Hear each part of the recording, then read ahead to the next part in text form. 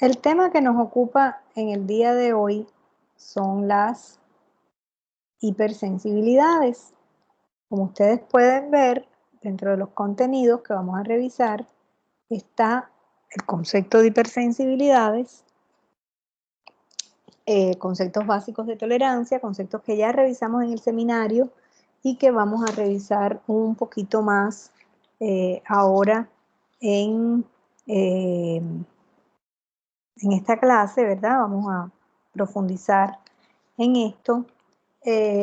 Vamos a ver cómo se clasifican las hipersensibilidades, los diferentes tipos de hipersensibilidades con ejemplos de enfermedades que se producen por estas hipersensibilidades, enfermedades que pueden ser tan frecuentes en la práctica clínica como en este caso la rinitis alérgica o otras que son un poco, digamos, más raras, como puede ser de pronto una esclerosis múltiple y cómo se da el cuadro clínico de estos pacientes y por lo tanto cuáles son las herramientas terapéuticas que tenemos que nos pueden servir para tratar estas enfermedades.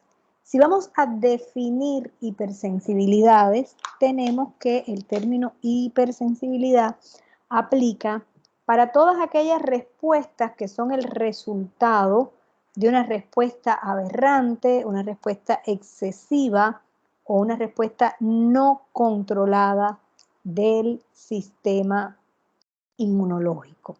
En este caso, si el sistema no responde de manera normal, si el sistema en este caso tiene la característica que se va a responder de una manera descontrolada, de una manera excesiva, de una manera no controlada, pues entonces aparecen las enfermedades por hipersensibilidades.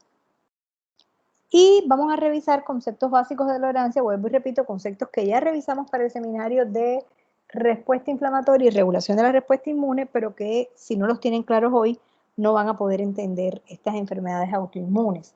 Ya sabemos que a nivel del timo se dan unos mecanismos de tolerancia, estamos hablando de tolerancia central para linfocitos T, donde mediante la expresión del gen aire se van a producir toda una serie de antígenos que se llaman antígenos restringidos a tejido, que se expresan asociados al MHC de la célula epitelial tímica y que una vez que el linfocito T reconoce ese antígeno propio, pueda tener o puede tener dos destinos. Puede morir por apoptosis o puede diferenciarse al linfocito T regulador. Aquellos linfocitos T que sencillamente no reconocen estos antígenos propios son los que sobreviven y van a periferia. Pero pudiese pasar que por alguna enfermedad este paciente no tenga el gen, tenga ausencia del gen, no exprese esos antígenos y por lo tanto me escapen a periferia linfocitos T autorreactivos y estos van a ser causa de autoinmunidad. Sabemos que a semejanza del sistema nervioso central, que tiene el famoso homúnculo, ¿verdad? Donde se representan todas y cada una de las porciones de nuestro cuerpo, en el timo también de alguna manera están representados todos esos antígenos que podría encontrarse el linfocito posteriormente en periferia y eso es lo que garantiza que todos aquellos linfocitos que reconocen esos antígenos que se van a expresar en periferia sencillamente sean eliminados a nivel central. ¿Qué pasa entonces en periferia? En periferia sabemos que un linfocito T, cuando reconoce el antígeno unido al MHC, ¿verdad? Esta es lo que se considera la primera señal, pero para que este linfocito T se active, necesita de la segunda señal, que puede ser mediada por muchas moléculas, pero que dentro de estas moléculas hay una que es fundamental, que es la interacción de B7-1-B7-2, por lo que es lo mismo CD80, CD86 con el CD28 sobre la superficie del linfocito T. Si se da esto, entonces hay activación del linfocito T con proliferación, diferenciación del mismo. Si no hay segunda señal, pues sencillamente lo que sucede es que el linfocito T queda anérgico cuando él solamente recibe la primera señal. pudiera pasar que lejos de ser esta señal activadora, lo que esté interaccionando entre el linfocito T y la célula presentadora sea una señal inhibidora. Vamos a ver eso ahorita. Miren acá. Normalmente, reconocimiento del antígeno, primera señal, TCR, MHC. Segunda señal, hay muchas moléculas que participan, moléculas en este caso de adhesión, pero hay unas que son fundamentales, que es la interacción de B7 en la célula presentadora de antígenos y CD28 en el linfocito T. Una vez que ocurre esto, hay activación del linfocito T. Si por el contrario, la molécula que se une a B7 en mi célula presentadora de antígeno es el CTLA4 en mi linfocito T, pues eso trae como consecuencia que se bloquee la activación de ese linfocito T, que no se estimule y que sencillamente no haya respuesta. Vamos a ver la próxima semana, cuando veamos respuesta inmune a tumores, cómo algunos tumores utilizan este mecanismo para precisamente poder evadir la respuesta inmunológica. Los linfocitos B también tienen sus procesos de tolerancia, tanto tolerancia central como tolerancia periférica. Cuando hablamos de tolerancia central, a nivel de la médula ósea, sabemos que un linfocito T autorreactivo puede morir por apoptosis, es decir, siempre y cuando el reconocimiento del antígeno sea con muy alta afinidad, o se le puede dar una oportunidad para que edite su receptor. Si edita el receptor y logra expresar un TCR que no reconozca antígeno propio, pues entonces sencillamente sobrevive. En el caso de ese mismo reconocimiento del antígeno, pero con baja afinidad a nivel de la médula ósea, muchas veces trae como consecuencia un linfocito B anérgico, un linfocito que puede salir a periferia, pero que no va a estar estructuralmente competente para responder a los estímulos.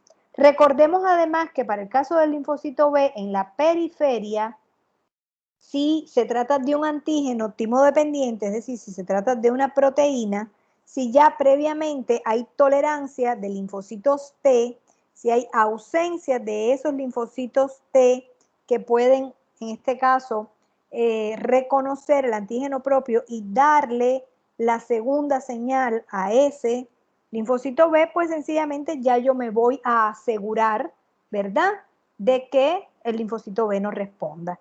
Hay otros mecanismos de anergia cuando ese linfocito B reconoce el antígeno, como les decía, por ejemplo, en ausencia de segunda señal. Obviamente, y más sobre todo, se le tiene que dar el linfocito T. Puede haber incluso muerte por apoptosis, sobre todo cuando también es ausencia de segunda señal, pero hay un reconocimiento con una gran avidez de ese antígeno. Y recordemos que esos linfocitos B expresan receptores para la producción FC de la inmunoglobulina G y por este mecanismo también pueden ser regulados. ¿Vamos bien hasta ahí? Sí, doctora. Bueno. ¿Cómo puede ser entonces que la respuesta inmune que se da hacia un antígeno pueda terminar causando daño a los tejidos propios? Y si bien no hay una sola teoría que me permita explicar la aparición de las enfermedades autoinmunes, hay muchas, ¿verdad?, que en este caso van a plantearse en el tratar de explicar cómo surgen estas enfermedades autoinmunes. Y lo primero es obviamente que la tolerancia, en este caso, no se dé de manera correcta. Si yo tengo linfocitos T o B autorreactivos que escapan, ya sea de timo o de médula ósea y salen a periferia, pues obviamente va a aparecer enfermedad autoinmune. La respuesta inflamatoria puede hacer que en un tejido que normalmente no expresaba moléculas coestimuladoras se empiecen a expresar y por lo tanto se genera la activación también de linfocitos autorreactivos. Cuando hay una presentación anormal de los antígenos propios, ya sea porque hay una persistencia del microorganismo que me lleva también a una inflamación. Cuando hay una reacción cruzada, ¿verdad? Es un antígeno que se parece a un antígeno propio, o cuando hay depósitos de esos antígenos extraños en los tejidos propios.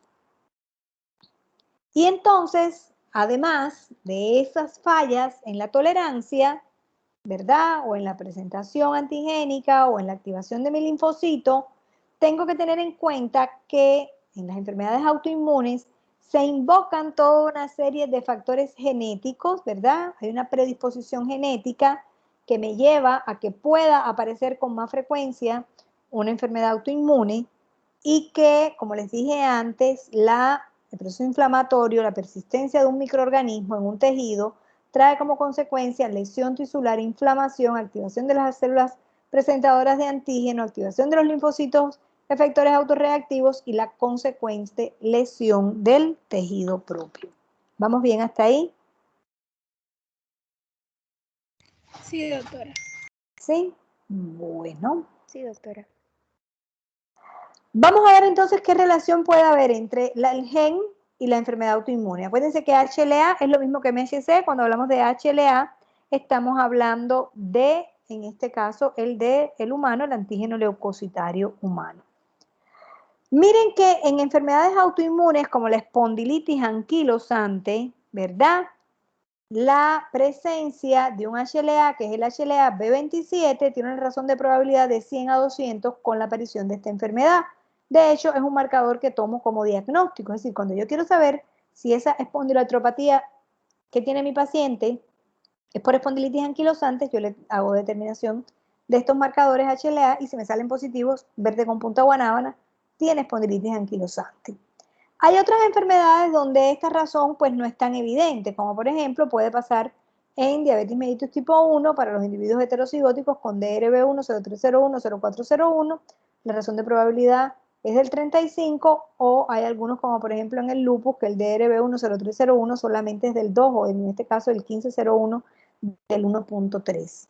Pero ustedes saben que muchas veces cuando se va a interrogar a un paciente dentro de la historia clínica, una de las cosas que se les pregunta es precisamente los antecedentes patológicos familiares, de qué padecen en su familia, porque a pesar de que estamos hablando de una herencia no mendeliana, pues la probabilidad de que ese individuo, genéticamente hablando, tenga mayor predisposición a padecer una de estas enfermedades, pues sí está demostrado.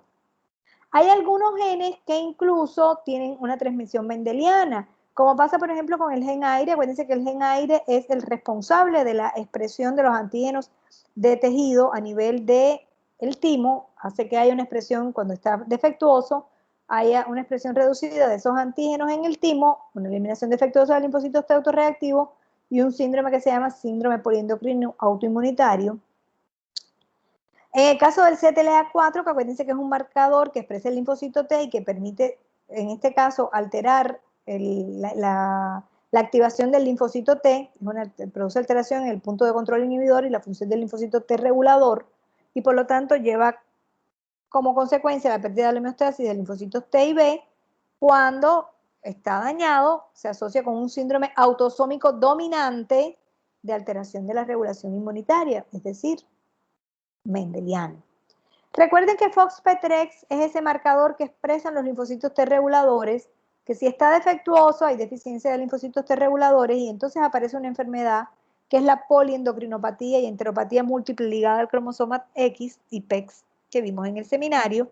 E incluso cuando hay defectos del gen FAS, acuérdense que FAS está ligado con la apoptosis, esto trae como consecuencia una apoptosis defectuosa de linfocitos T y B y la aparición de un síndrome linfoproliferativo autoinmunitario. ¿Vamos bien hasta ahí? Sí, doctora. Sí, doctora. Bueno. Vamos a ver entonces cómo la respuesta inmune a microorganismos puede inducir una respuesta autoinmune. Normalmente, una célula dendrítica en reposo, cuando no está activada y llega el linfocito T y reconoce el antígeno propio, incluso siendo un linfocito T que reconoce el antígeno propio, como no recibe segunda señal, se genera una señal de autotolerancia porque hay anergia clonal. Sin embargo, cuando hay una infección, y esto es algo que se ve con mucha frecuencia en los pacientes, cuando ustedes les preguntan, el paciente dice, yo hace 15 días tuve como una virosis, como una gripita, casi siempre se recoge el antecedente de que el paciente, días previos al debut del cuadro clínico, tuvo una infección. Esto hace que esta célula presentadora, que está presentando el antígeno propio, comience a expresar moléculas coestimulatorias y por lo tanto le pueda dar segunda señal a este linfocito T autorreactivo que va a destruir el tejido propio. Y lo otro que puede pasar es que se esté dando una respuesta normal, común y corriente contra un antígeno extraño, pero que ese antígeno extraño comparta dentro de sus estructuras secuencias que se parecen a una proteína propia y que por este mecanismo se termine dañando los tejidos propios. ¿Me siguen hasta ahí? Sí, doctora. Sí, doctora. Vamos entonces a ver cómo se clasifican las hipersensibilidades. Y pues de alguna manera ustedes creo que ya saben, porque eso se da en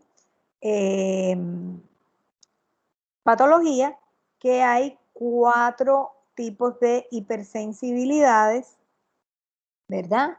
En este caso, hipersensibilidad tipo 1 o inmediata, hipersensibilidad tipo 2 o mediada por anticuerpos, hipersensibilidad tipo 3 o mediada por complejos inmunes y hipersensibilidad tipo 4 o mediada por células.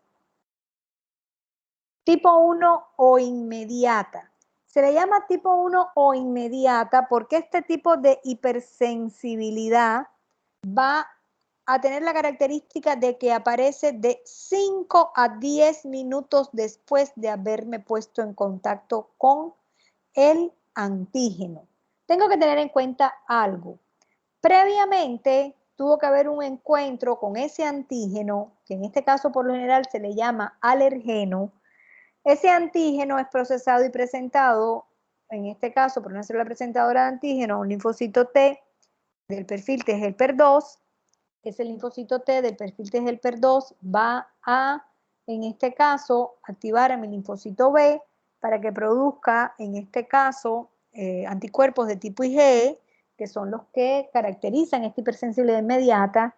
Miren que en el medio de toda esta respuesta se produce interleuquina 4, se produce interleuquina 13, se produce interleuquina 5, para que cuando después lleguen a su área clínica puedan entender por qué hay muchos monoclonales contra 4, contra 5 y contra 13 que se utilizan para el control de ese paciente que no resuelve con el tratamiento convencional y que esta IgE que se produjo en un primer encuentro con el antígeno se va a pegar a los receptores para la porción FC de la IgE que están en la superficie de células cebadas y de basófilos y que en un segundo encuentro con el antígeno, lo que pasa es que yo de este primero no me entero porque no hay síntomas.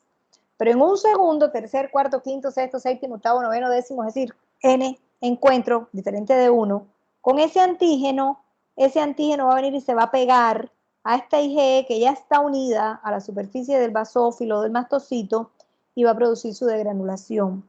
Con la liberación de mediadores como la histamina, como las prostaglandinas, como los leucotrienos, incluso citocinas, que me van a explicar los síntomas de mi paciente. ¿Vamos bien hasta ahí? Sí, doctora. Sí, doctora. Sí, doctora. Vamos a ver cómo se traduce eso a nivel sistémico, ¿verdad? Previamente se produjo la IgE en el primer encuentro con el antígeno, vino y se unió a los receptores de alta afinidad para IgE en la superficie del mastocito o del basófilo, llegó de nuevo el alergeno, produjo la degranulación de la célula, como decía antes, con la liberación de aminas vasoactivas como la histamina, mediadores lipídicos como las prostaglandinas, los leucotrienos, el factor activador de plaquetas. Esto me explica que aparezca, por ejemplo, la vasodilatación, el aumento de la permeabilidad vascular con fuga y edema, la broncoconstricción con dificultad respiratoria muchas veces, o la hipermotilidad, que es lo que le genera el cólico al paciente con alergia alimentaria. Las citocinas, como el TNF y también estos mediadores lipídicos, van a explicar la inflamación y la liberación de enzimas, ¿verdad? Como la triptasa, que traen como consecuencia el daño tisular. Acá, en el caso del eosinófilo, ¿verdad? También pasa algo muy parecido. Recordemos que el eosinófilo también tiene receptores para la porción FC de la inmunoglobulina E. Estos receptores que van a activar el eosinófilo ya en una etapa más tardía, sobre todo, en este caso, se habla del eosinófilo más que todo para respuesta crónica, ¿verdad? Este eosinófilo libera entonces proteínas como la proteína catiónica, que es la proteína básica principal, o la proteína catiónica del eosinófilo, que están diseñados para eliminar los parásitos, ¿verdad? Pero que pueden terminar produciendo daño a los tejidos, y lo mismo enzimas como la peroxidasa del eosinófilo, que también causa daño tisular. ¿Vamos bien hasta ahí? Sí, doctora. Sí, doctora.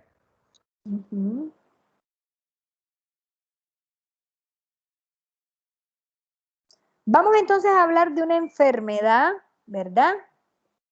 Que probablemente sea de las más frecuentes que ustedes vean en su práctica clínica dentro de la hipersensibilidad tipo 1, que es la rinitis alérgica.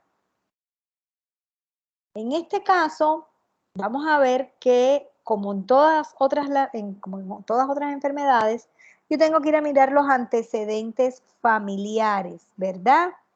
En este caso, antecedentes familiares que por lo general se recogen de que el tío, el primo, el sobrino, la mamá, el papá, el abuelito, la abuelita, también tiene algún tipo de enfermedad alérgica. Podría ser la misma, pero podría ser asma, podría ser dermatitis, podría ser urticaria, etc.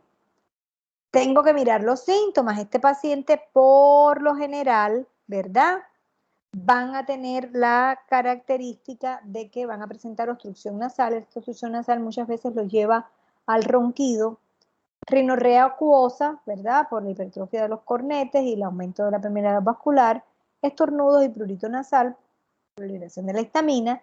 Y cuando yo lo examino, yo constato esta hipertrofia de cornetes y en algunas ocasiones hipertrofia de las amígdalas. ¿Sí? ¿Vamos bien hasta ahí? Sí, doctora. Sí, doctora. Vamos entonces a ver que cuando yo voy a hacer el diagnóstico de laboratorio, porque el diagnóstico como tal lo hago teniendo en cuenta los antecedentes, el cuadro clínico, síntomas y signos y los exámenes de laboratorio. En este caso, yo tengo que tener en cuenta pues toda una serie de exámenes. Por lo general en el cuadro hemático voy a tener eosinofilia. En el caso del moco nasal también puedo tener eosinofilia. En el caso de la cuantificación de inmunoglobulina E, por lo general está aumentada. El coprológico, ¿verdad? En este caso tengo que hacerlo siempre para descartar, ¿verdad?, que no haya una enfermedad parasitaria. Y otro de los exámenes que en este caso no hacen ustedes como médicos generales, pero sí pueden remitir al paciente para que sean realizados por el especialista, sobre todo en aquellas enfermedades alérgicas que no tienen una evolución que sea la mejor, es la prueba de prick test.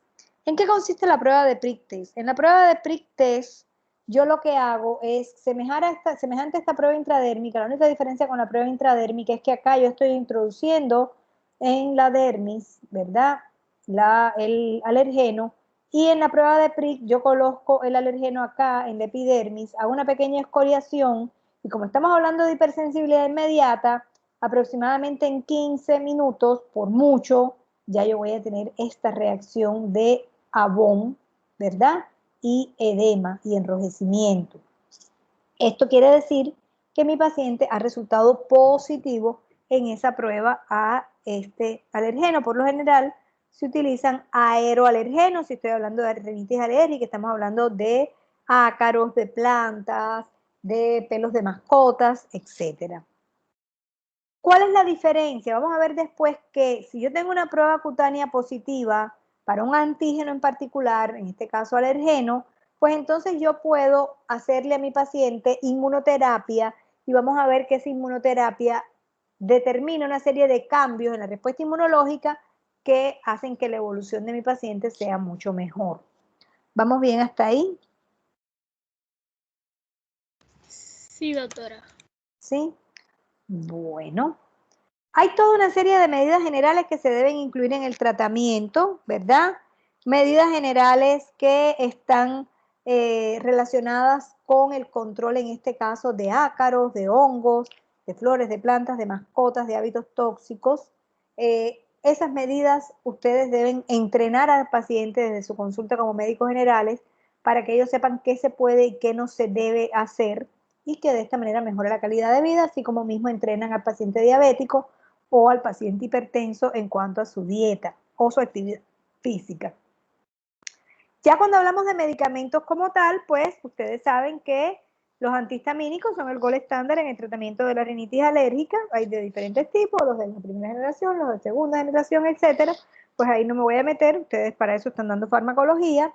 Corticoides tópicos o corticoides sistémicos, yo no utilizaría corticoides sistémicos para el tratamiento de mi paciente con rinitis alérgica, es un tratamiento demasiado agresivo y estamos hablando entonces de unos efectos sistémicos del corticoide que me puedo evitar.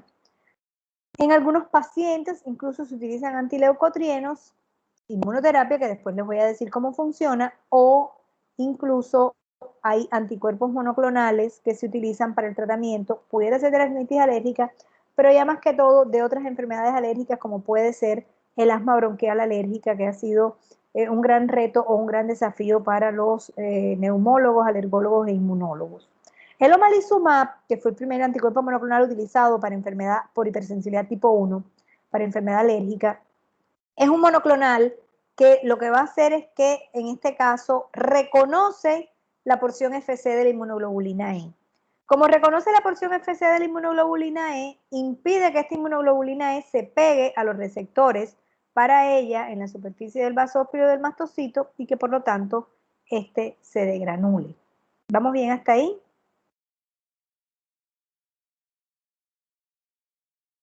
Sí, doctora. ¿Sí? Sí, doctora. Bueno, recuerden ustedes que los anticuerpos monoclonales se llaman así porque pertenecen a un solo clon de células, se utilizan, se obtienen, perdón, por inmunización de animales, se extraen esos clones que me interesan, esos que producen anticuerpos contra ese antígeno en particular, en este caso contra la posición FC de la IgE, y que gracias a las tecnologías de la ingeniería genética y biotecnología se han podido modificar esos anticuerpos monoclonales para hacerlo lo más parecido a un anticuerpo humano posible, porque estos que fueron los primeros que se usaron, que fueron los OMAP, que eran anticuerpos monoclonales 100% murino, tenían un problema y era que obviamente como era un anticuerpo de ratón, cuando yo se lo colocaba al paciente, él desarrollaba una respuesta contra la proteína extraña, ¿verdad? No era inmediato, pero con el paso del tiempo. Después de esto vinieron estos que son los que terminan en CIMAP, que tienen un 3% de proteína murina. Dentro de estos, pues, que se llaman anticuerpos quiméricos, está uno muy importante que es el rituximab, se lo voy a mencionar varias veces después en el tratamiento de muchas enfermedades. Están los humanizados que tienen aproximadamente solo un 10% de proteína murina, como es el SUMAP, y los que son completamente humanos, que su terminación es UMAP. De anticuerpos vamos a estar hablando también la próxima semana cuando hablemos de respuesta a tumores. Miren entonces cómo el omalizumab, que es ese anti-IgE que les dije, no solamente se une a la IgE y disminuye su unión a, en este caso, los mastocitos, los basófilos y los eosinófilos, sino que además se dice que disminuye la expresión de estos receptores, obviamente disminuye la liberación de mediadores y por lo tanto la inflamación alérgica y previene la exacerbación por el asma. Más que todo, y la inflamación alérgica, estos monoclonales, el omalizumab, el dupilumab, que es un antiinterleuquina 4 y un antiinterleuquina 13, porque reconoce una cadena que es la cadena alfa del receptor de interleuquina 4, que es común con interleuquina beta. ¿Eso qué tiene que ver, Alison? Ah, sí, es verdad. Bueno, en este caso, esos anticuerpos, vuelvo y repito, el omalizumab, el dupilumab, se usan más que todo en la paciente con asma bronquial, porque el asma bronquial alérgica severa puede llevar incluso a la muerte del paciente, ¿verdad? Y también en el caso de las enfermedades alérgicas y sobre todo en rinitis alérgica, vamos a ver que uno de los tratamientos que se utiliza con mayor efectividad, porque me va a tratar la causa de la enfermedad, es la inmunoterapia, en este caso. ¿Cómo se utiliza la inmunoterapia? La inmunoterapia se utiliza, en este caso, colocándole a mi paciente esos alergenos a los cuales él resultó positivo en la prueba de alergias. Anteriormente se usaban todos, en estos momentos se utiliza inmunoterapia solamente para ácaros del polvo, ¿verdad? Se sabe que cuando yo le voy poniendo ese ácaro en concentraciones crecientes, ya sea de manera sublingual o de manera intradérmica, van a pasar varias cosas, ¿verdad? Primero, se van a producir anticuerpos que van a bloquear la unión del alergeno con la IgE que está pegada a la superficie del basófilo y del mastocito, y como este alergeno no se puede pegar aquí, pues no se produce la degranulación. Segundo, se sabe que esta inmunoterapia me cambia de perfil T helper 2 a perfil T helper 1. Y por último, se sabe que esta inmunoterapia aumenta la producción de linfocitos T reguladores y producción de interleuquina 10 con inhibición de la respuesta T helper 2. Y esta perfectamente podría ser una pregunta para el examen final. ¿Cuáles son los mecanismos mediante los cuales la inmunoterapia regula la enfermedad alérgica? Y es de las que a ustedes les gustan, que son de múltiples respuestas, ¿verdad? ¿Vamos bien hasta ahí? Sí, doctora. ¿Ya Sí, se doctora. despertaron? Ahora sí se Esas preguntas despertaron, no ¿no? me gustan, doctora. Bueno. Hay otras enfermedades que se producen por hipersensibilidades, ¿verdad? Como es el urticaria y angedema, el asma bronquial y la dermatitis atópica. Yo no voy a hablar de todas porque no da tiempo, pero quiero que miren esto. Este es el bronquio de un paciente con un asma bronquial alérgica. Esta inflamación no se quita con broncodilatadores. Esta inflamación se quita con corticoides inhalados. Por lo tanto, no le tengan miedo a formular el inhalador de corticoides. Ojalá si pudiera ser combinado con un agonista beta 2 de larga duración para que se produzca una broncodilatación que vaya aproximadamente hasta las 8 horas, ¿verdad? Porque si no lo hacen, esto se vuelve crónico y después ustedes pueden dar cualquier broncodilatador que no hay que dilatar porque ya va a haber una hipertrofia de esta mucosa y unos cambios que terminan desarrollando en este paciente una enfermedad pulmonar obstructiva crónica. ¿Vamos bien hasta ahí? Sí, doctora. Sí, doctora. Doctora. Bueno, vamos a hablar de otra hipersensibilidad, que es la hipersensibilidad tipo 2. También se le conoce como hipersensibilidad mediada por anticuerpos. En este caso, se producen anticuerpos contra antígenos de la superficie celular, por lo tanto, casi siempre estas enfermedades son órgano específicas. Los anticuerpos son de tipo IgG y de tipo IgM. ¿Qué hacen los anticuerpos IgG? ¿Cómo ellos producen la eliminación del antígeno?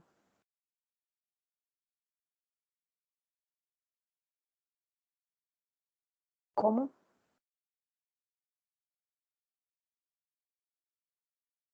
Los escucho. Los escucho. Los escucho. ¿Cómo un anticuerpo IgG produce la eliminación del antígeno? Uniéndose a la porción FC del receptor. Ajá, ¿y qué hacen? ¿Actúan como qué? Como receptores de membrana. ¿Actúan como qué? Marcadores. ¿Qué sirven para qué? ¿Qué le hacen a la bacteria, al virus, o a lo que sea, o a la célula? Opsonizan. Opsonizan, actúan como opsoninas. ¿Qué más hace la IgG? ¿Qué más hace la IgG? ¿No serviría también como un mediador porque ellos atraen, por decirlo así, un montón de interleuquina? Ajá, pero ¿qué hacen? ¿Cómo destruyen? Además de actuar como opsonina, ¿qué más? Brindan protección para las bacterias. Ajá, ¿cómo las destruyen? ¿Cómo las destruyen?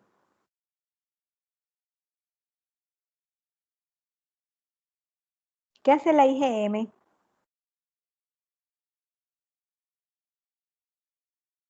¿Qué hace la IgM? ¿Cómo destruye la IgM en este caso, los microorganismos.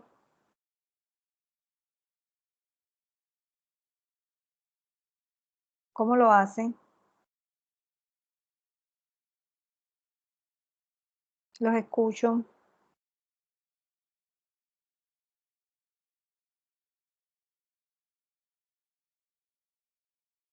Hijos míos, ¿qué tienen en común la IgG y la IgM? ¿Qué hacen ellos?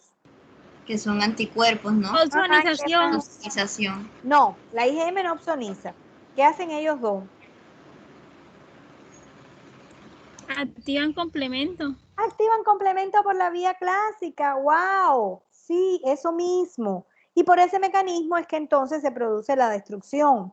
Ya sea que estos autoanticuerpos sean producidos contra antígenos extraños o que sean producidos contra antígenos propios, es decir, autoanticuerpos, o que se produzcan contra receptores o que sean anticuerpos de reacción cruzada, es decir, que se produzcan contra un antígeno extraño pero que se parezca a un antígeno propio. Entonces, una vez que viene el anticuerpo y se une, si es un IgM como el caso, activa complemento por la vía clásica, lo cual puede generar toda una serie de moléculas que pueden actuar como opsonina del mismo complemento, o si estamos hablando de una IgG, el propiamente dicho actúa como opsonina, y llegan las células de la respuesta inflamatoria y fagocitan o liberan el contenido de sus gránulos y por ese mecanismo se produce el daño. Recordemos que también la activación del complemento trae como consecuencia la liberación de estas moléculas C3A y C5A, que son las famosas anafilotoxinas, que van a generar una respuesta inflamatoria y que adicionalmente a eso, por una respuesta anormal, se pueden producir, autoanticuerpos contra antígenos, en este caso, que están en la superficie celular y que actúan como receptores, como es el caso del receptor para TSH y el receptor para acetilcolina. ¿Quién se acuerda cuál es el nombre de la enfermedad que se produce cuando se producen autoanticuerpos contra el receptor de TSH?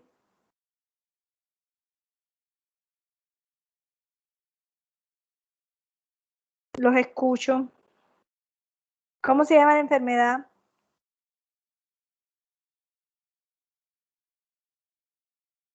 ¿Mm?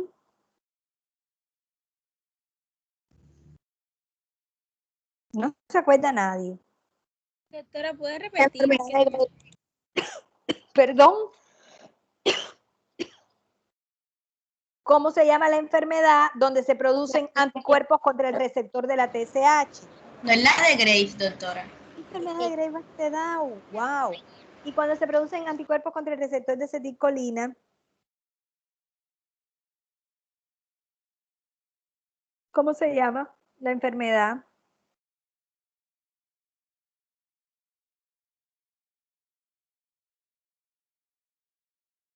¿Cómo se produce?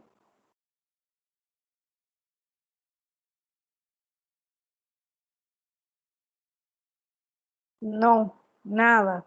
Qué tristeza invade mi corazón. Es más, ¿cómo? Es la miastenia gravis, doctora. Es la miastenia gravis. Wow. Voy a hablarles especialmente, voy a hablar de muchas enfermedades por hipersensibilidad tipo 2 porque son incontables, las enfermedades por hipersensibilidad tipo 2, pero les voy a hablar de una que es particularmente importante que ustedes sepan diagnosticar y en la medida de lo posible prevenir, porque bueno, sí, de alguna manera podría ser prevenible, que es la enfermedad hemolítica del recién nacido. En enfermedad hemolítica del recién nacido, yo lo primero que tengo que mirar son los antecedentes. Tengo una madre RH negativa y un padre RH positivo. Estoy hablando del padre de la criatura, independientemente de quién sea el esposo de la señora, ¿verdad? Íctero que aparece en las primeras 24 horas de vida. El íctero fisiológico del recién nacido por lo general aparece en las primeras 72 horas. Y en casos severos, puede haber anemia severa, puede haber hepatoesplenomegalia, puede haber descompensación cardíaca, anasarca e incluso querníctero, que es cuando se impregna esa bilirrubina a nivel del sistema nervioso central. Ojo, esa madre RH negativa, ¿verdad? En sus antecedentes ginecológicos se debe recoger que este sea por lo menos el segundo embarazo. ¿Por qué el segundo embarazo? Porque en un primer embarazo, esta señora se pone en contacto con los eritrocitos RH positivos del niño y desarrolla sus anticuerpos anti-RH. Esta exposición, en algunos casos, comienza aproximadamente en la semana 26 o 28, pero en muchos casos no se da hasta el mismo momento del parto. Por eso es que por lo general en el primer embarazo, ¿verdad? Yo no voy a tener anticuerpos en un título suficiente como para que puedan pasar de la madre al feto y puedan producir la lisis de los eritrocitos, en este caso del feto. Ya en un segundo más embarazos, esos anticuerpos que ya estaban ahí, esos linfocitos B de memoria que quedaron, producen los anticuerpos que atraviesan fácilmente la placenta. Recuerden que tienen que ser anticuerpos de tipo IgG, atraviesan la placenta y van a llegar en este caso al sitio donde ellos van a producir en este caso el daño. ¿Cómo hago el diagnóstico? Obviamente lo más importante son los antecedentes porque la señora es RH positiva, pues lo primero que tengo que hacer, si estoy sospechando enfermedad hemolítica de recién nacido, es hacerle una tipificación. No voy a decir que yo me haya equivocado, pero por lo general, si ella hizo todo su seguimiento completo durante el embarazo, eso es de lo primero que se le pide en el primer trimestre, grupo y factor. Los antecedentes ginecológicos para ver en qué número de embarazo va. Ojo, les digo, para una paciente con RH negativo, ya un tercer embarazo sería pues lo máximo del riesgo, ¿verdad? Lo ideal es que máximo se embarace 1 o 2 veces. En cuanto al cuadro clínico, ya les dije que el íctero aparece en las primeras 24 horas de nacido y la prueba de Coombs, en este caso directa positiva, ahorita les voy a mostrar qué cosa es, me hace diagnóstico. Obviamente la hemoglobina va a estar disminuida por la hemólisis, hay un aumento del conteo de reticulocitos compensatorio y como hay hemólisis, hay un aumento de la bilirrubina total y de la bilirrubina indirecta que me explica el íctero en el recién nacido. ¿Vamos bien hasta aquí? Sí, doctora. Sí, doctora. Bueno, ¿qué cosa es la prueba de Coombs positiva directa? ¿Qué mido yo en un test de Coombs directo? Yo voy a medir que a los eritrocitos del niño estén pegados, por decirlo de alguna manera, los anticuerpos de la madre. Yo, en este caso, le tomo la muestra de sangre al niño. Si hay anticuerpos de la madre pegados a su eritrocito, cuando yo coloco un anticuerpo que reconoce la porción FC de la inmunoglobulina G, pues sencillamente va a haber aglutinación, así mismo como la aglutinación que ocurría en la prueba que se hacía para, en este caso, los grupos sanguíneos, y de esta manera voy a detectar que mi prueba es positiva. Voy a detectar directamente la presencia de este anticuerpo materno sobre la superficie del eritrocito del niño. Si yo lo que quiero saber es si la señora tiene anticuerpos contra, por ejemplo, el RH, yo entonces a la señora lo que le pido es un test de Coombs indirecto. En este test de Coombs indirecto, lo que yo estoy midiendo es si esta señora tiene anticuerpos contra el RH, contra el antígeno D, ¿verdad? ¿Cómo lo hago? Le tomo una muestra de sangre a la señora, cojo el suero, ¿verdad? Y lo pongo a reaccionar con un panel de eritrocitos, ¿verdad? Que yo sé previamente que es unos eritrocitos que expresan el antígeno D. Cuando hay presencia de anticuerpos en el suero materno, esos anticuerpos se van a unir, ¿verdad?, al antígeno, y después, cuando yo coloco otro anticuerpo que reconoce la porción FC de la inmunoglobulina G, se van a aglutinar, ¿verdad? Y en este caso, esta aglutinación se va a medir como un resultado positivo. ¿Vamos bien hasta ahí? Sí, doctora. Sí, señora. Lo más importante, además del diagnóstico, que deben saber ustedes, es que la enfermedad es prevenible. Se puede prevenir. ¿Cómo? Aplicando una inmunoglobulina anti-RH entre la semana 28 de la gestación hasta 72 horas posparto en esa mujer que es RH negativa y que tuvo un parto de un niño RH positivo, ¿verdad? Entonces, Doctora, siempre debe ser esa la condición, que la mujer sea RH negativa y el niño RH positivo. sí, porque si la señora es RH negativa y el niño es RH negativo, no pasó nada. Ella no se va a exponer al antígeno D. Listo. Esto es súper importante porque de esto depende la vida, tanto de esa señora para próximos embarazos como de los productos de la concepción. Listo. Vamos a ver que hay otras enfermedades que se producen por hipersensibilidad tipo 2. Y aquí tenemos la anemia hemolítica autoinmune, la púrpura trombocitopénica idiopática, la diabetes mellitus tipo 2, wow, nunca se lo imaginaron, la miastenia gravis, la enfermedad de Graves, el Goodpasture y el síndrome antifosfolípidos. En el caso de la anemia hemolítica autoinmune y la púrpura trombocitopénica idiopática, digamos que son enfermedades que se parecen un poco porque en ellas lo que vamos a ver son autoanticuerpos que se dirigen ya sea contra antígenos que se expresan en la superficie del eritrocito o antígenos que se expresan en la superficie de la plaqueta. En el caso de la anemia hemolítica autoinmune, esos autoanticuerpos pueden ser de tipo IgM o de tipo IgG.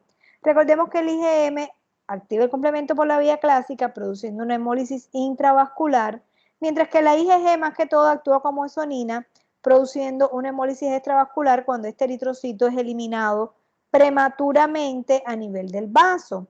Entonces, activación completa del complemento, hemólisis intravascular, cuando queda opsonizado y no se lisa, pues entonces ya es eliminado a nivel de vaso e hígado. Y eso es lo que sucede por lo general con la IgG. Esto me explica el aumento del tamaño del vaso, la esplenomegalia, muchas veces gigante, que hace un paciente con anemia hemolítica autoinmune. Ustedes saben que la esplenomegalia casi nunca es detectable al examen físico, a no ser que sea una esplenomegalia gigante que producen infecciones como por ejemplo la malaria o puede producir, por ejemplo, una anemia hemolítica autoinmune. En este caso, como hay hemólisis, eso me explica el cuadro clínico.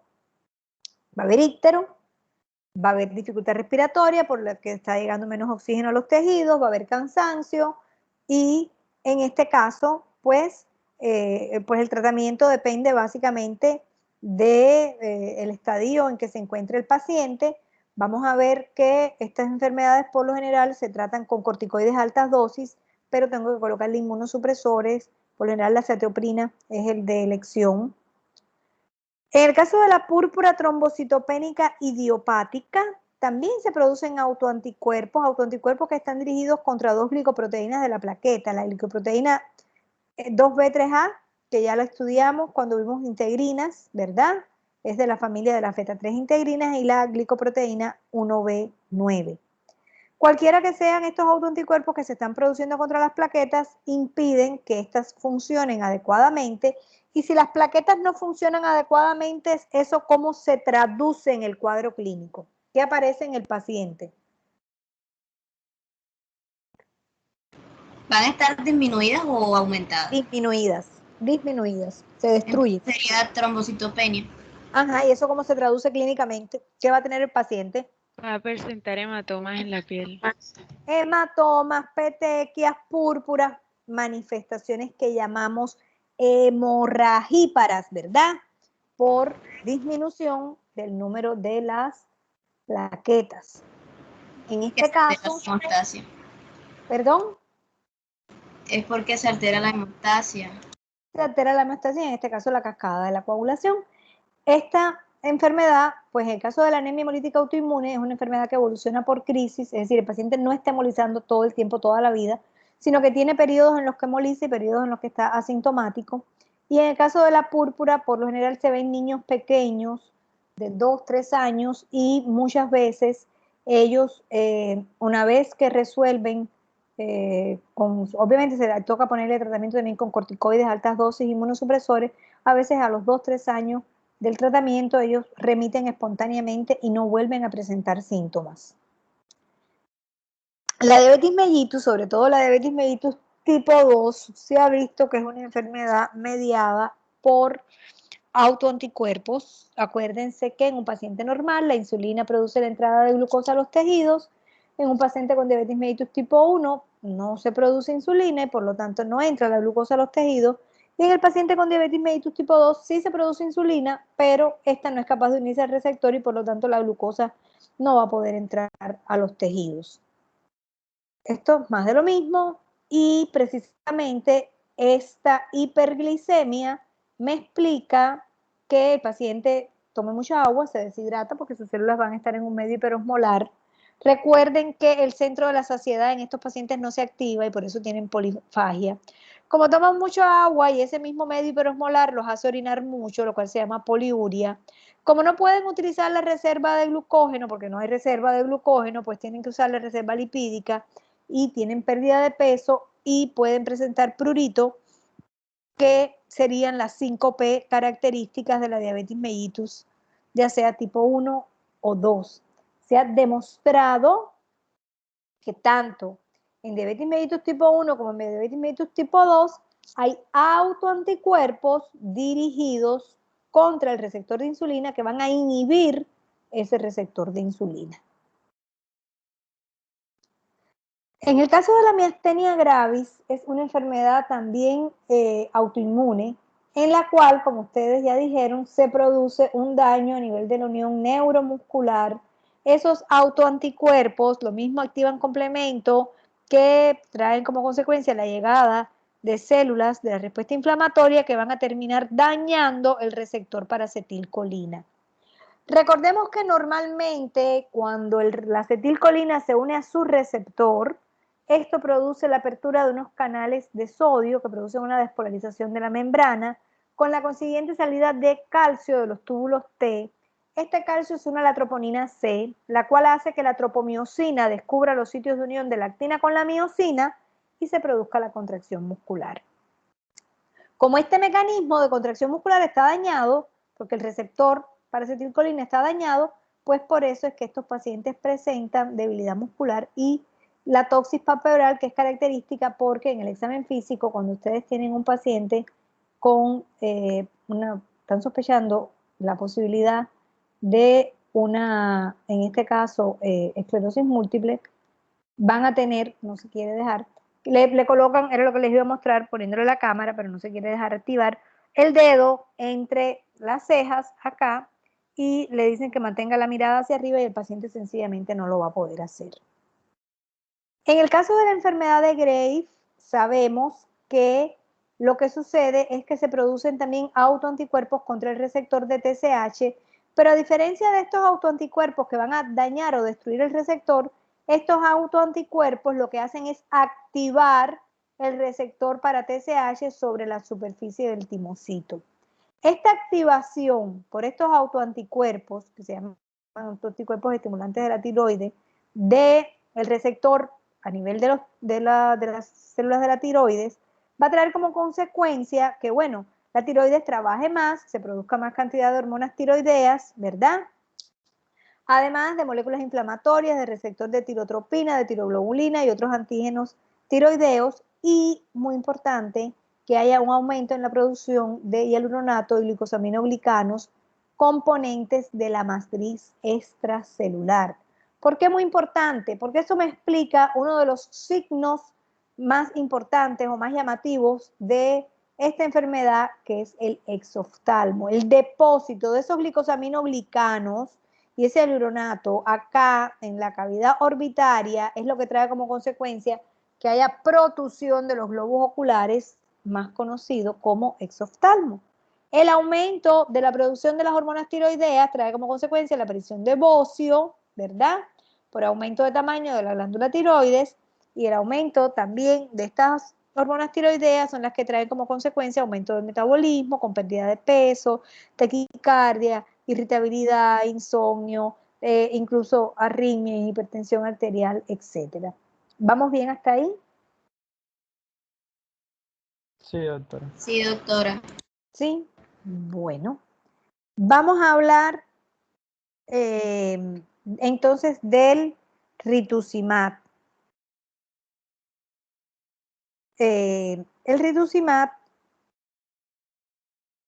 en este caso, es un anticuerpo monoclonal, un anti-CD20, ¿verdad? Un anti-CD20 que, como ustedes saben, el CD20 es una molécula que se expresa sobre la superficie del linfocito B. Y cuando este monoclonal se une, en este caso al linfocito B, eso va a traer como consecuencia que ese linfocito T deje de producir anticuerpos, tanto los autoanticuerpos como anticuerpos que pueden servir para defenderme. Por eso es que para todos estos monoclonales yo tengo que estar muy segura de que el paciente no tiene ninguna infección subyacente. ¿Por qué les traigo el rituximab? Porque tanto para miastenia gravis, como para enfermedad de Graves, como para anemia hemolítica autoinmune, como para púrpura trombocitopénica idiopática, como el mecanismo es producción de autoanticuerpos, cuando todo lo anterior falle, dependiendo de la gravedad del cuadro clínico, yo tengo la posibilidad de utilizar este monoclonal. En el caso de el síndrome de Goodpasture, ¿verdad? Es una enfermedad autoinmune también, en la cual se producen autoanticuerpos dirigidos contra el colágeno tipo 4. Colágeno tipo 4 que encontramos en la membrana basal, tanto del glomérulo como del pulmón. En este caso les traigo el ejemplo de los anticuerpos contra la membrana basal del glomérulo, ¿verdad? Estos anticuerpos, en este caso, activan complemento, la unión antígeno-anticuerpo más la activación del complemento trae como consecuencia la destrucción, ¿verdad? Ya sea vaso sanguíneo, vasculitis o en este caso del glomérulo. Ya les dije que es el colágeno tipo 4 que está en la membrana basal, tanto del pulmón como del riñón, y eso me explica el daño a estos dos niveles con la aparición de hemoptisis, por ejemplo, y hematuria en estos pacientes. ¿Vamos bien hasta ahí? Sí, doctora. Sí, doctora.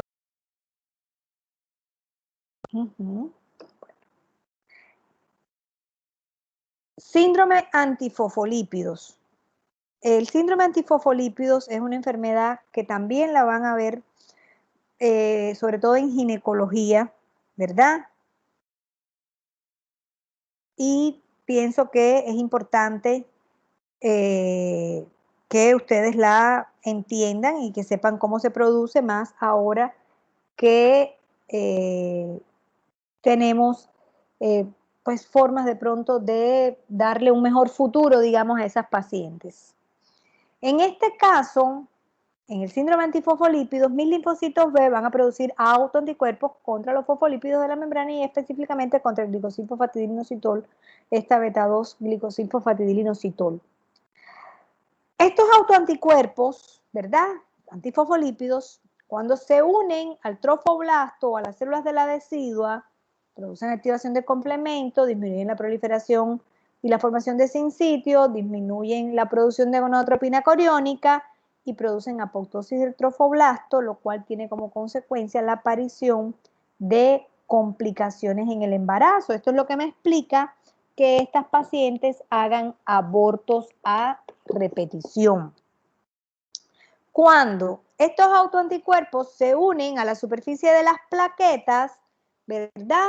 Van a traer como consecuencia un aumento de esta glicoproteína 2B3A. Fíjense que en la otra enfermedad se destruía, acá se aumenta, y si se aumenta, va a aumentarse ¿qué? La coagulación. La coagulación, y por lo tanto aquí es todo lo contrario, aquí lo que aparecen son trombos, ¿verdad? Hay disminución además de los factores tisulares, que son inhibidores de la actividad de estas plaquetas, de la proteína C, que también es una proteína anticoagulante, de la fibrinolisis, y esto trae como consecuencia la aparición de coágulos, ¿verdad? De trombosis en estos pacientes. Cuando esos autoanticuerpos se unen a las células endoteliales, bueno, obviamente aumenta la actividad del complemento, aumenta la expresión de moléculas de adhesión como la selectina, factores tisulares, factor de crecimiento del endotelio vascular, aumenta la netosis y esto trae como consecuencia la aparición de inflamación y vasculopatía. Teniendo esto, ya yo puedo entender que en estos pacientes puedan haber accidentes cerebrovasculares isquémicos, que pueda haber embolia pulmonar, que obviamente lo puede llevar a la muerte, trombosis en válvulas cardíacas, enfermedad arterial coronaria, que también lo puede llevar a la muerte. En el caso de la mujer, abortos a repetición, óbito fetal, es decir, muerte fetal intrauterina, preeclampsia temprana o grave, o ambos, SIUR, crecimiento intrauterino retardado, trombosis a cualquiera de los otros niveles, ¿verdad? Y ojo, esto tienen que tenerlo muy presente porque si ustedes tienen una paciente embarazada que les está haciendo abortos a repetición, después que ustedes descartaron todas las causas anatómicas, digamos, o fisiológicas por no producción de hormonas, etcétera, pues lo otro que no deben dejar de pensar nunca es, en este caso, el posible síndrome antifosfolipidos. ¿Vamos bien hasta ahí? Sí, doctora. Bueno. Vamos a hablar de otro tipo de hipersensibilidad, que es la hipersensibilidad tipo 3 o mediada por complejos inmunes, ¿verdad? En este caso, esos complejos inmunes también se producen por antígenos y anticuerpos que son del mismo tipo, IgG, IgM. ¿Qué dijimos que hacían los anticuerpos IgG? ¿Actúan como qué? Opsonina. Como opsonina. Y además, ¿qué más hacen? Activan Activan complemento. Activan complemento por la vía clásica. ¿Y qué hacen los IgM? Activan Lo complemento. mismo. Activan complemento y también activan actúan como oxonina. complemento. No actúan como oxonina. Ojo, no actúan como oxonina. No hay receptores para la porción FC de la IgM, pero sí activan complemento por la vía clásica. ¿Qué pasa? Que estos complejos inmunes se depositan en tejidos, sobre todo esos tejidos por donde el plasma es filtrado, como pasa en los vasos sanguíneos, en el glomérulo renal y en las articulaciones. Y como son complejos que están circulando por todo el torrente sanguíneo, por lo general esto me provoca enfermedades que son enfermedades sistémicas. Ya sabemos que activan complemento y activan a las células fagocíticas en el caso de la IgG. Mírenlo acá, estos son los inmunocomplejos depositados, en este caso en un vaso sanguíneo, llegó el neutrófilo o llegó el macrófago, liberó sus enzimas o se activó complemento y se produce una vasculitis. En su forma sistémica se conoce como la enfermedad del suero. ¿Por qué como la enfermedad del suero?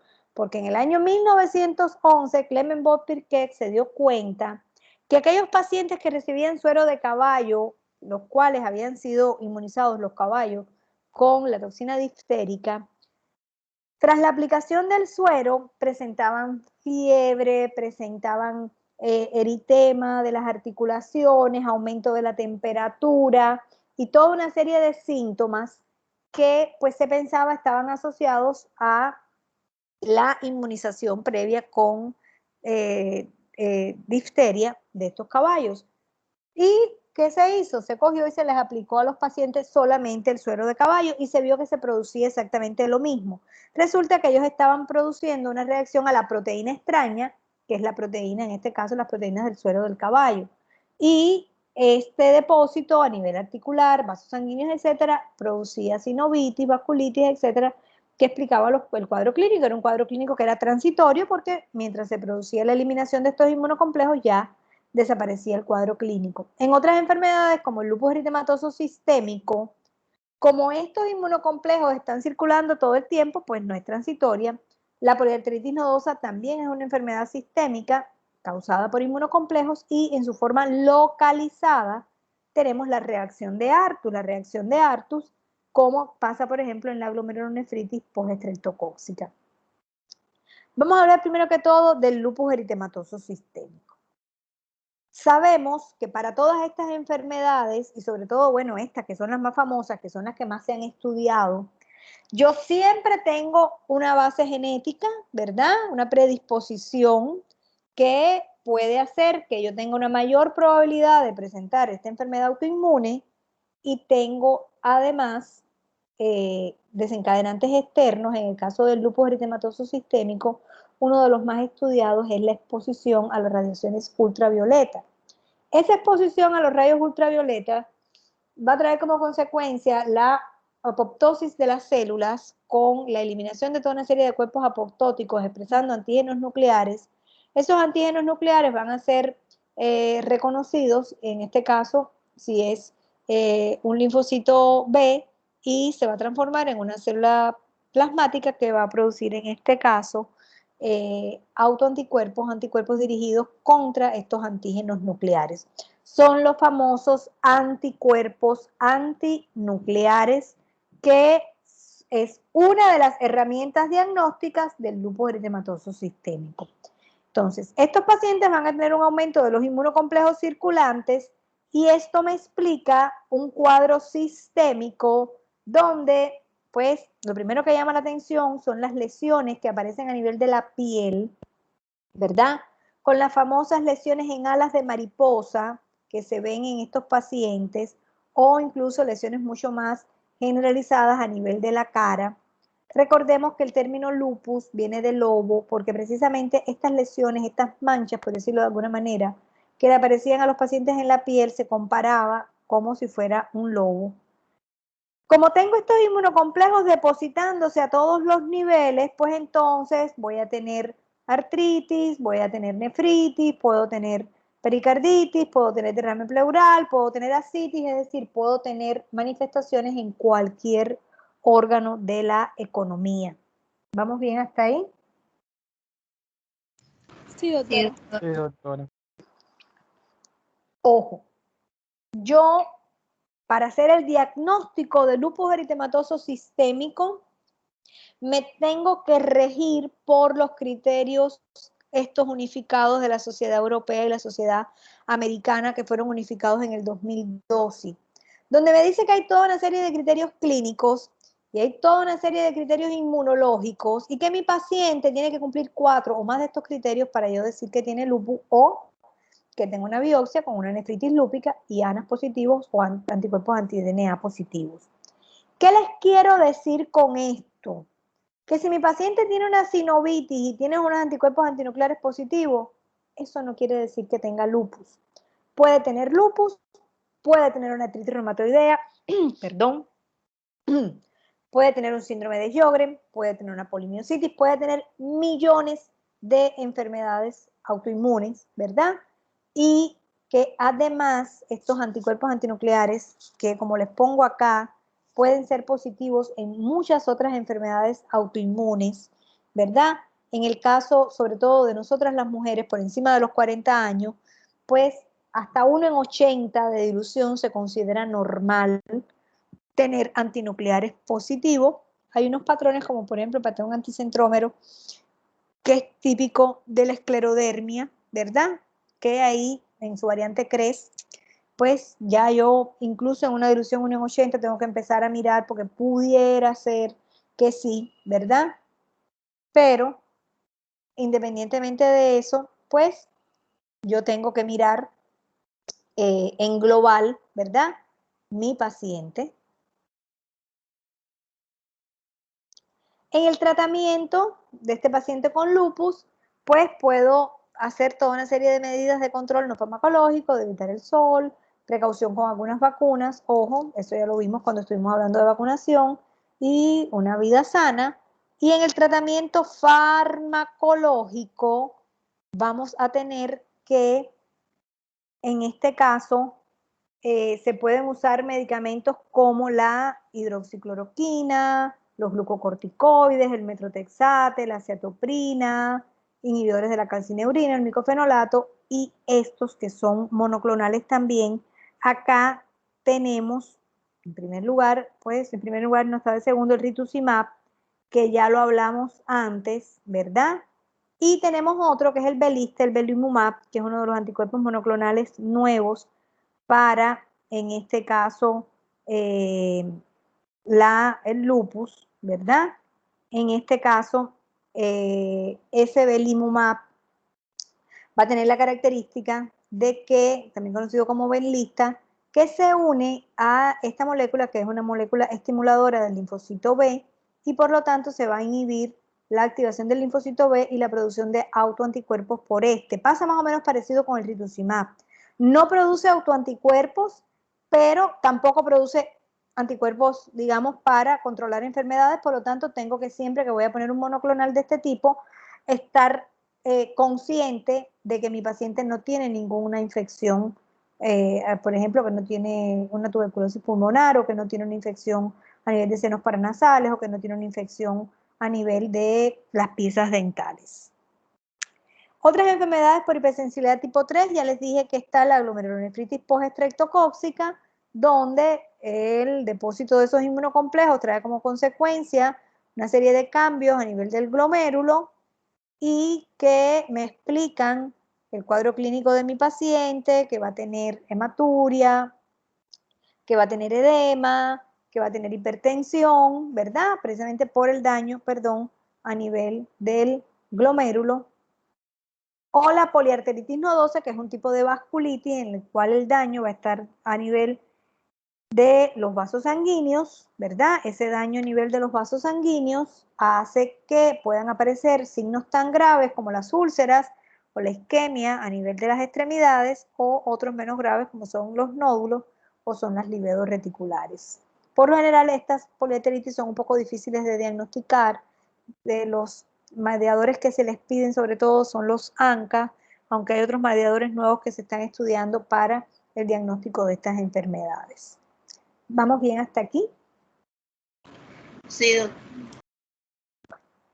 Ya hablando de hipersensibilidad tipo 4, vamos a ver que en la hipersensibilidad tipo 4 participan por un lado los linfocitos TCD4 que producen citocinas que activan las células endoteliales y hace que migren los leucocitos de sangre periférica hacia el sitio de provocación con el antígeno y además que se activen los macrófagos residentes. Estamos hablando de esto, ¿verdad? Pero no podemos olvidar que también los linfocitos T, en este caso CD8 positivos, ellos solitos pueden también producir la lesión tisular. Esta hipersensibilidad tipo 4 también se le conoce como hipersensibilidad retardada. ¿Por qué? Porque si bien en la hipersensibilidad tipo 1, ¿verdad?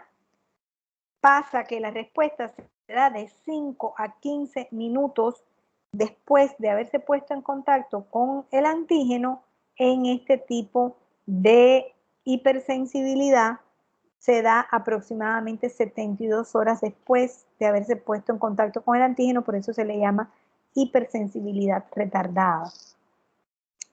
Hay muchas enfermedades que se producen por estos mecanismos, como es el caso, por ejemplo, de la artritis reumatoidea, de la esclerosis múltiple, de la dermatitis de contacto, de la tuberculosis pulmonar, de la lepra y de la diabetes mellitus tipo 1.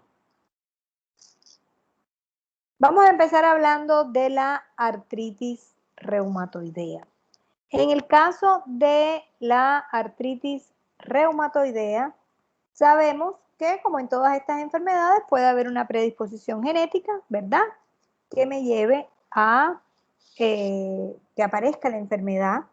En el caso de la artritis reumatoidea, además hay una serie de factores ambientales que pueden predisponer a la aparición de la enfermedad. En este caso, dentro de esos factores ambientales hay unos que están muy bien documentados, ¿verdad? Como es el caso, por ejemplo, de el hábito de fumar, ¿verdad? Como es el caso, por ejemplo, de la periodontitis, de la microbiota, ¿verdad? Que se han visto relacionados con esta enfermedad. Y en este caso, estos factores ambientales lo que tienen es que me van a llevar a toda una serie de modificaciones epigenéticas de acetilación, citrulinación, etcétera, que pueden ser los desencadenantes de la enfermedad. Y vamos a ver que en el caso de esta citrulinización de proteínas es algo que está bien, por decirlo, documentado, ¿verdad? Todo esto trae como consecuencia que se pierda la tolerancia, que haya un infiltrado a nivel de las articulaciones y que aparezca el dolor y la sinovitis en este tipo de enfermedad.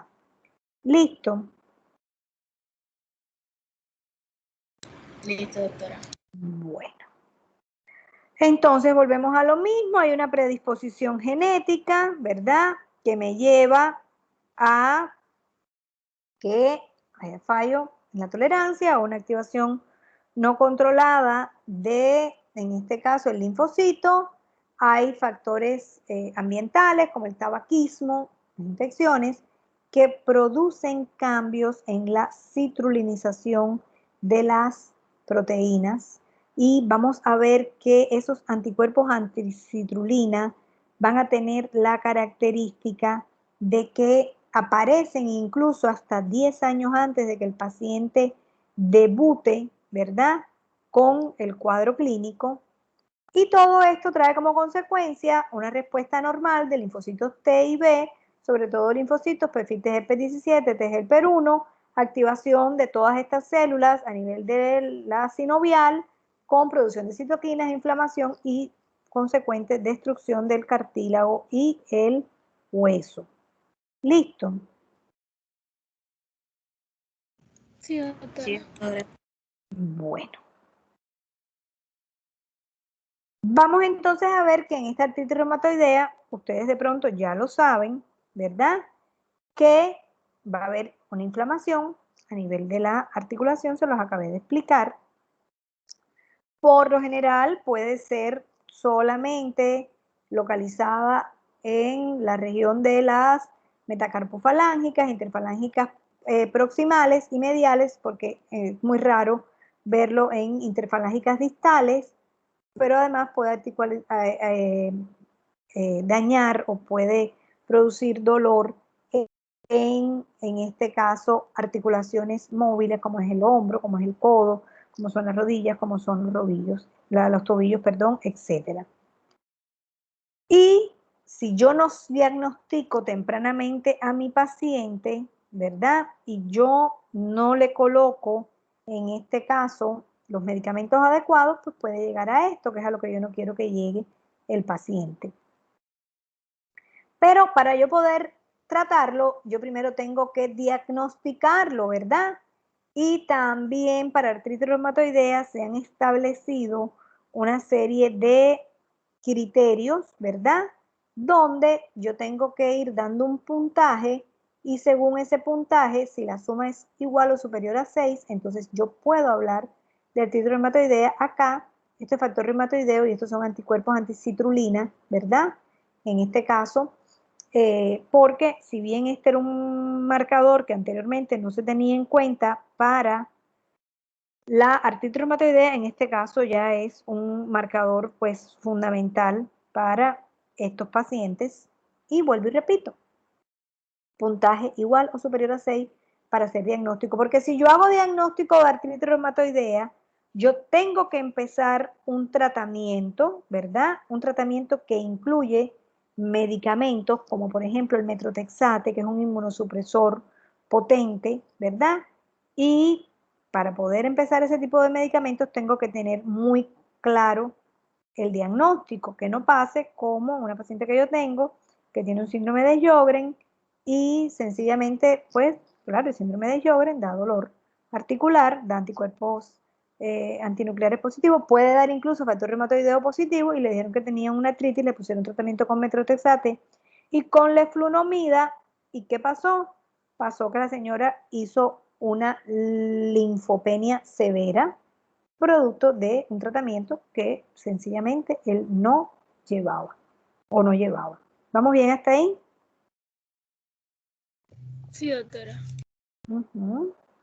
Vamos a ver que también, obviamente, para artritis reumatoidea cuento con la famosa terapia biológica, los famosos monoclonales, que actúan a diferentes niveles, sobre todo que inhiben TNF, que inhiben interleuquina 6, que inhiben interleuquina 1, que inhiben incluso el linfocito B, se ha usado rituximab cuando todo lo anterior falla, inhibidores de la activación del linfocito, como es el CD80, CD86, inhibidores de las JAK quinasas. Las JAK quinasas son los receptores que están a nivel de estas células y que van a nivel del linfocito, activarlos, ¿verdad?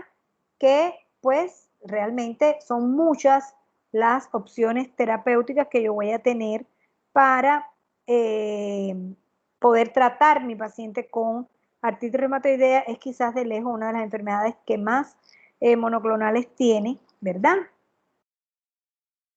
Vamos a hablar entonces ahora de otra enfermedad autoinmune mediada por hipersensibilidad tipo 4, que es la esclerosis múltiple.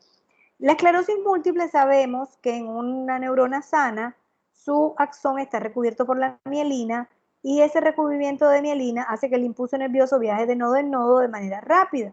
En el paciente con esclerosis múltiple sabemos que se daña la vaina de mielina, por lo tanto, este recorrido que debe hacer el impulso nervioso va a estar dañado y no se da de la manera adecuada. ¿Vamos bien hasta ahí? Sí, doctora. ¿Sí? Bueno. ¿Qué pasa en la inmunopatogénesis de mi paciente con esclerosis múltiple? Pasa que aquí también hay una serie de factores ambientales, como son las infecciones por virus de Epstein-Barr, por citomegalovirus o el tabaquismo, que pueden desencadenar la enfermedad. Y en estos pacientes lo que vemos es que estos linfocitos T, que normalmente no atraviesan la barrera hematoencefálica, empiezan a atravesar la barrera hematoencefálica, llegan en este caso al sistema nervioso central y una vez que están ahí producen toda una serie de mediadores inflamatorios como la osteopontina, que es una citocina inflamatoria, el interferón gamma, la interleuquina 23, el TNF, los anticuerpos también producen sus mediadores y todo esto va a terminar, bueno, además de, por supuesto, las células, en este caso, daño de las células, va a terminar dañando la vaina de mielina del axón. Listo.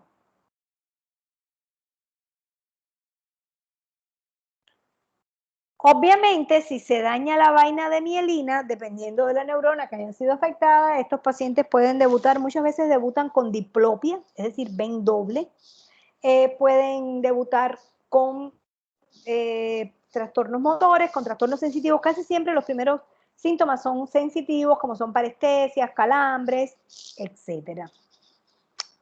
Digamos que la buena noticia es que tengo también muchos nuevos tratamientos para mis pacientes con esclerosis múltiple, desde medicamentos que van a, como es el caso de los interferones y el glatirámero, que van a impedir la activación del linfocito T, o monoclonales como el alentuzumab o el delisumab, que también van a impedir la activación del linfocito T, o el rituximab, que impide la activación del linfocito B, o otros como el natalizumab, que impide la expresión de BLA4, una molécula de la familia de las integrinas, y por lo tanto la migración de este linfocito al sistema nervioso central, lo mismo que los anticuerpos como la molécula como el fingolimod, que está dirigido contra esta partícula reconocedora que permite la migración, ¿verdad? Esta se une al uvecan y permite la migración, en este caso, al sistema nervioso central, y ya otras, ¿verdad?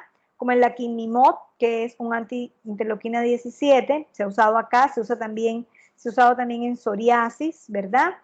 Para precisamente impedir la activación de los linfocitos de ese perfil, lo mismo linfocitos TGLPR1 y por lo tanto la destrucción de la mielina.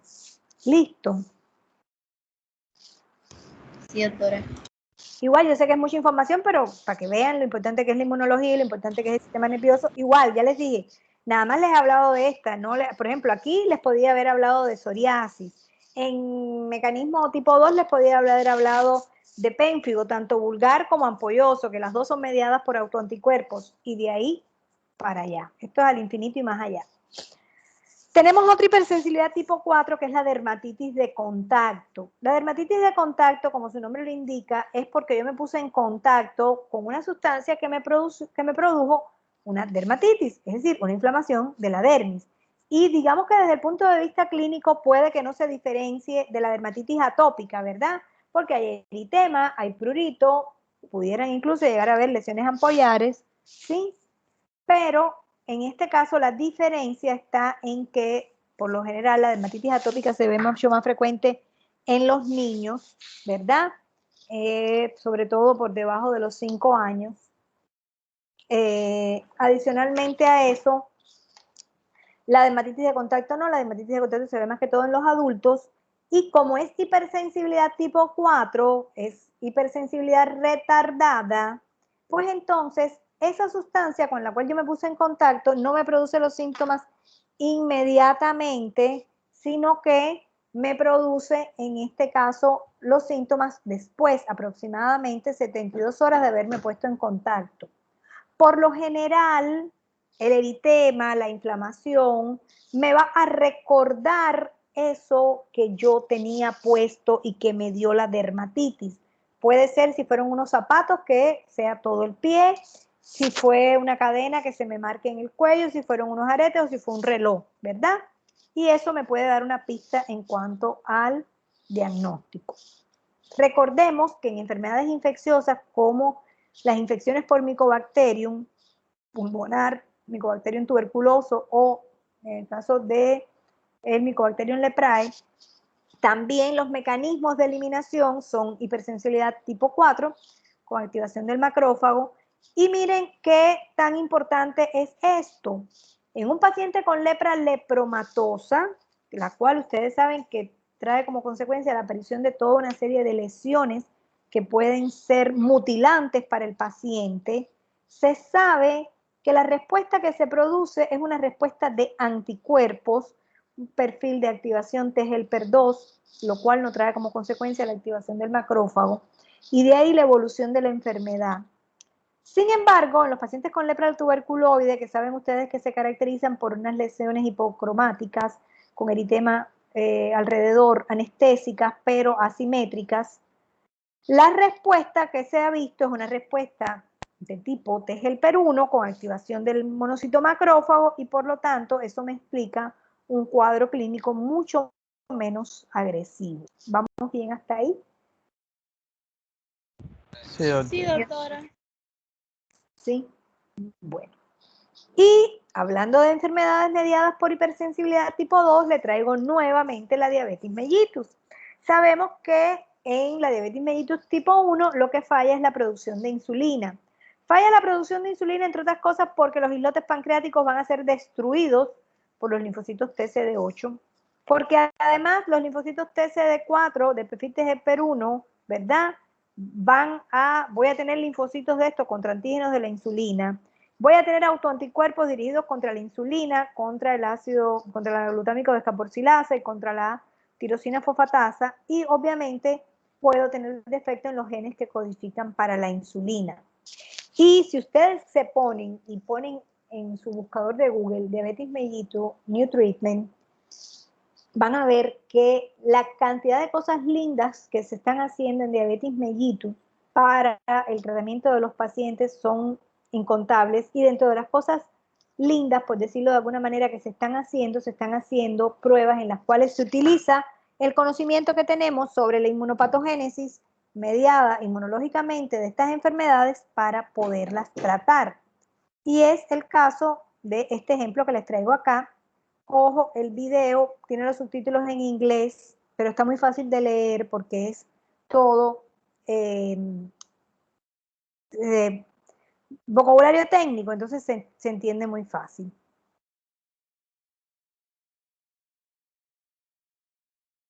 Autoimmune diseases result from an inappropriate activity of the immune system that destroys the body's own tissues. In the case of type 1 diabetes, in the pancreas, insulin-producing beta cells are destroyed by pathogenic T cells. Imitopes, the technology developed by Incyte, have the potential to block these deleterious immune responses. Imitopes are peptides made of a thioreductase motif linked to an epitope derived from an autoantigen targeted by the autoimmune response. Upon injection into the body, the imitope is presented at the surface of the antigen-presenting cells. When imitopes are presented by the antigen-presenting cell to naive CD4 T cells in the lymph nodes, The thioreductase motif will direct the maturation of the CD4 T cells into cytolytic CD4 T cells. The cytolytic CD4 T cells migrate through the bloodstream to the lymph nodes near the damaged organ. There, the cytolytic CD4 T cells will specifically recognize and kill antigen-presenting cells, presenting the same epitope, as well as all the effector cells interacting with this antigen-presenting cell, including those recognizing different epitopes involved in the autoimmune response. This results in the abrogation of the pathogenic activity, leads to a discontinuation of the destruction of the organ, and, ultimately, to an arrest of the progression of the disease. This creates a favorable environment for a potential healing process of the damaged organ. INSICE technology represents a major progress for the treatment of autoimmune diseases such as type 1 diabetes, multiple sclerosis, and rheumatoid arthritis. Listo, ¿les gustó? Es decir, Sí, pues es doctora. lo chévere. Es decir, ustedes dirían, ay, no, pero es que la profe en inglés y nosotros no sabemos, pero no, es decir, ay, qué pena. Pero ¿qué es lo lindo? Lo lindo es cómo, es decir, a mí me parece divino eso de que se entrenen a los linfocitos TCD4 para que destruyan esos otros linfocitos autorreactivos, para que sencillamente no se destruyan planques, ¿verdad? Eso es lo que dice básicamente el video. Resumiendo, tenemos 4 tipos de hipersensibilidades, ¿verdad? La hipersensibilidad tipo 1 o inmediata, ¿verdad? Donde se producen anticuerpos IgG, hay activación de linfocitos, el PFIT es el PER2, ya sabemos que el mecanismo de daño es la activación de los mastocitos, de los eosinófilos y sus mediadores, y ahí tenemos como ejemplo la rinitis alérgica, la asma bronquial alérgica, la dermatitis atópica, etcétera, ¿verdad? La hipersensibilidad tipo 2 o mediada por anticuerpos, donde en este caso anticuerpos de tipo IgG o IgM dirigidos contra antígenos de la superficie, de la matriz o incluso contra receptores van a producir daño, opsonización y fagocitosis, activación del complemento, activación de los leucocitos por la respuesta inflamatoria, alteración de las funciones celulares, en este caso los receptores para los anticuerpos contra receptores hormonales o contra, en este caso, neurotransmisores, como es el caso de la acetilcolina. Hipersensibilidad tipo 3 o mediada por inmunocomplejos, donde los complejos antígeno-anticuerpos, formados por anticuerpos IgG e IgM unidos al antígeno, pueden depositarse a cualquier nivel, obviamente también activando complemento o en el caso de las IgG actuando como opsoninas para activación de los leucocitos, y me explican la aparición de enfermedades como el lupus eritematoso sistémico, y la tipo 4 o mediada por linfocitos T, donde ya sean linfocitos T, CD4 positivos, T helper 1, T helper 17, que inducen inflamación mediada por citocinas y activación del macrófago, o los T citotóxicos CD8 que directamente dañan las células, van a ser los causantes de la enfermedad, como por ejemplo estos TCD8 destruyendo el páncreas y produciendo diabetes mellitus. Hasta aquí lo que yo les traía de enfermedades por hipersensibilidades. Ojalá